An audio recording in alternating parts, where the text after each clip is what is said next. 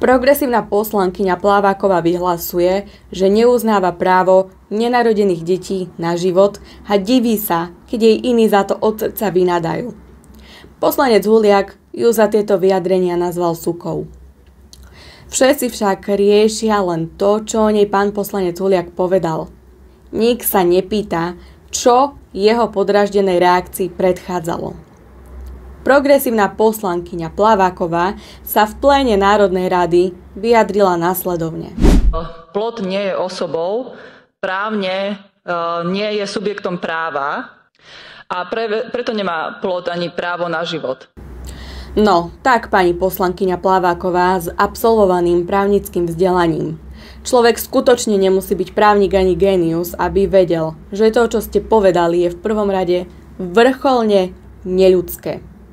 Ale keď už to mám povedať jazykom, ktorému vraj rozumiete, tak už aj každý študent prvého ročníka práva vie, že ľudský plod, nazývaný podľa rímskeho práva aj ako nasciturus, teda ten, kto sa má narodiť, požíva podľa našich zákonov mnoho práv.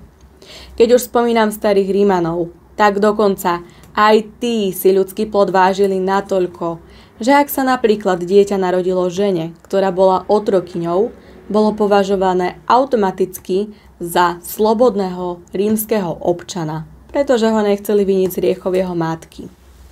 Rímsky právnik Paulus tvrdil, že kto je v lone matky, chráni sa tak, ako keby už bol na svete. Život plodu chráni aj základný zákon nášho štátu, Ústava Slovenskej republiky. V článku 15 pani Plaváková táto ústava hovorí: každý má právo na život. Ľudský život je hodný ochrany už pred narodením.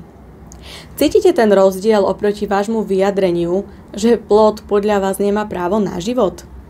Kto sa tu má vlastne a za čo komu ospravedlňovať? Občiansky zákonník v paragrafe 7 hovorí: spôsobilosť fyzickej osoby mať práva a povinnosti vzniká narodením. Túto spôsobilosť má aj počaté dieťa, ak sa narodí živé.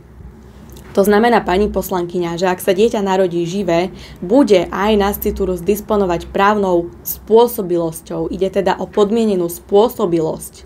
To dieťa, o ktorom vy hovoríte, že nemá právo na život, tak má napríklad aj právo dediť, hoc je ešte iba ľudským plodom.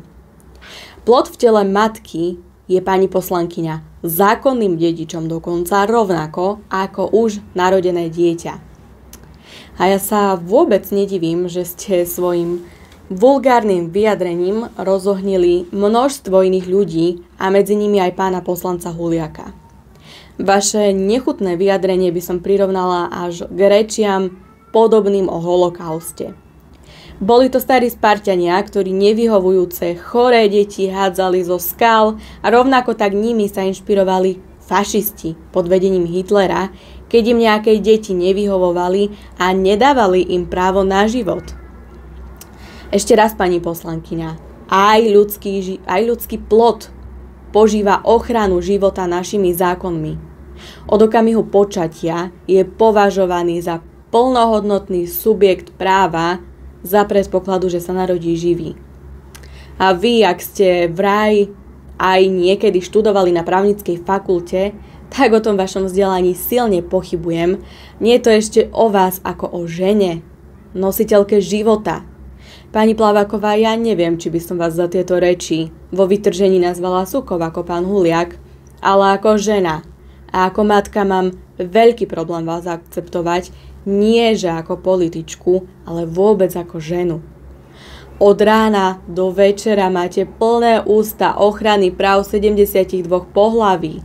Na notebook si statočne nalepíte kadejaké reklamy na dúhovú propagandu, ale počaté deti vo vašom ponímaní nemajú pre vás ani len právo na život. Vyjadrenia, aké ste použili, že nenarodené deti nemajú právo na život, nás zas a znova presviedčajú o tom, že progresívna ideológia v podobe, akej ju prezentujete, nemá vôbec ďaleko od samotného fašizmu.